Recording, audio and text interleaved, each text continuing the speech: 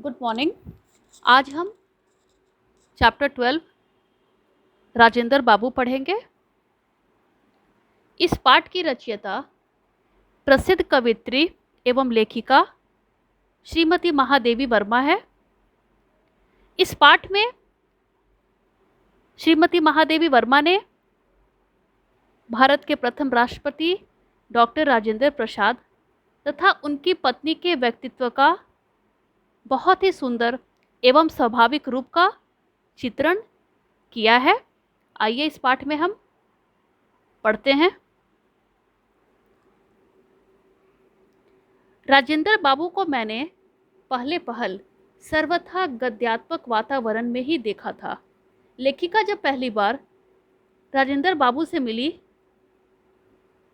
तो एक बहुत ही रूखे सूखे वातावरण में उन्हें देखा, परंतु उस गद्य में कितने भावात्मक क्षणों की अटूट माला गुथी है यह बताना कठिन है। लेखिका कहती हैं, मैं प्रयाग में बीए की विद्यार्थी थी और शीतावकाश में मैं अपने घर भागलपुर जा रही थी। पटना में भाई से मिलने की बात थी, अतः स्टेशन पर ही प्रतीक्षा के कुछ घंटे व्यतीत करने पड़े। वो लेखिका जाड़े के अवकाश के समय अपने घर जा रही थी और वो स्टेशन पे ट्रेन का वेट कर रही थी।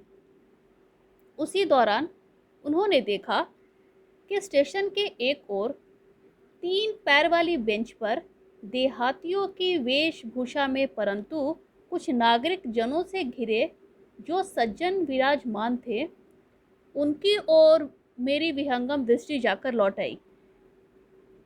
अचानक उन्होंने देखा स्टेशन के एक तरफ कोई एक व्यक्ति बैठे थे, जिस तरफ उनकी निगाहें चली गई। वास्तव में भाई से यह जानने के उपरांत कि उक्त सज्जन ही राजेंद्र बाबू हैं, मुझे अभिवादन का ध्यान आया। उन्हें अपने भाई द्वारा पता चला कि वह व्यक्ति जो एक बहुत ही साधारण वेशभूषा में बैठे हुए थे वो राजेंद्र बाबू है, तो उन्हें अभिवादन का ध्यान आया। पहली दृष्टि में ही आकृति स्मृति में अंकित हो गई थी, यानी जब उन्हें पहली बार देखा तो उनकी आकृति उनके स्मृति में अंकित हो गई और उसमें इतने वर्षों में ना कोई रेखा जुड़ी और ना नया रंग भरा। यानी जो उन्होंने पहली बार में राजेंद्र प्रसाद को देखा उसमें कोई भी परिवर्तन नहीं आया। कितने वर्षों के बीत जाने के बाद भी राजेंद्र बाबू वैसे ही थे जो उन्होंने पहली बार उनको देखा था।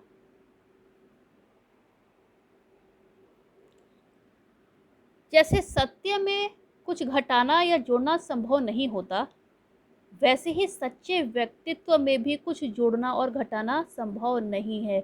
जिस प्रकार हम सच में कुछ जोड़े या घटाव नहीं कर सकते वो सत्य ही होता है, वैसे ही राजेंद्र बाबू का व्यक्तित्व बहुत ही सादा, बहुत ही सच्चा था।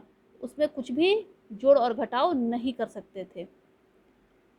काले घने छोटे कटे हुए बाल, चौड़ा मुख, चौड़ा माथा, घनी भ्रुकुटियों के बीच बड़ी आंखें, मुख के अनुपात में कुछ भारी नाक, कुछ गोलाई लिए हुए चौड़ी ठुड्डी, कुछ मोटे पर सुडौल होंठ, श्यामल झाई देता हुआ गेहुआ वर्ण, ग्रामीणों जैसी बड़ी बड़ी मूछें जो ऊपर के होठ को ही नहीं नीचे के होठ पर भी रोबिल आवरण डाले हुए थी। हाथ पैर शरीर सब में लंबाई की ऐसी विशेषता थी जो दृष्टि को अनायास ही आकर्षित कर लेती थी। उनकी वेशभूषा की ग्रामीणता तो दृष्टि को और भी उलझा लेती थी।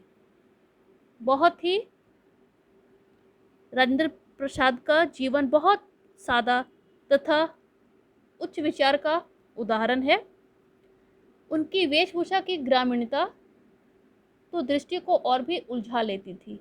खादी की मोटी धोती ऐसा फेटा देकर बांधी गई थी कि एक ओर दाहिने पैर पर घुटना छूती थी और दूसरी ओर बाएं पैर की पिंडली।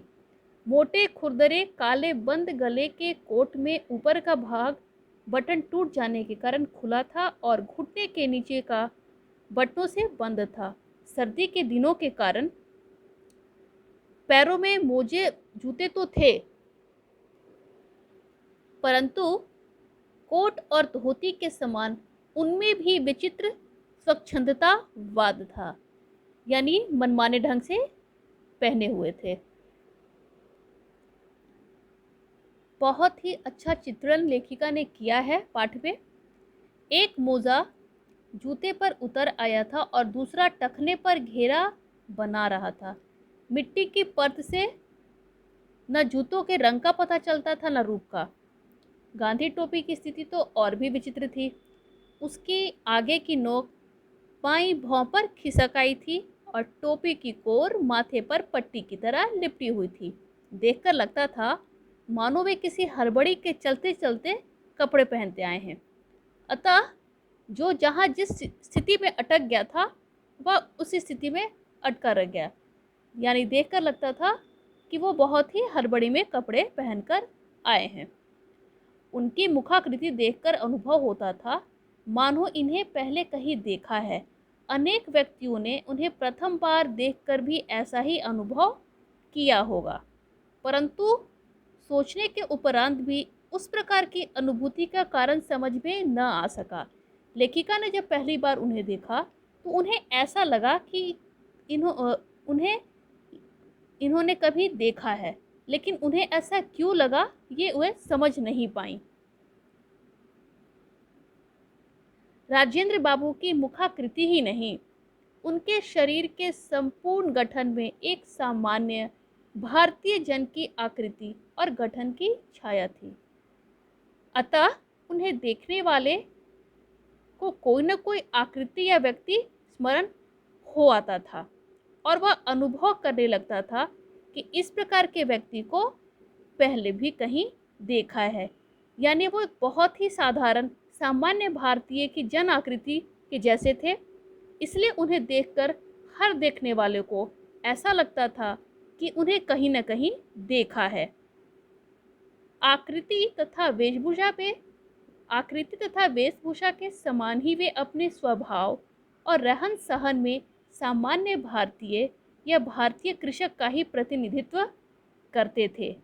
यानी देखने में तथा अपनी वेशभूषा में वे एक सामान्य भारतीय या भारतीय किसान को ही के जैसे ही दिखते थे।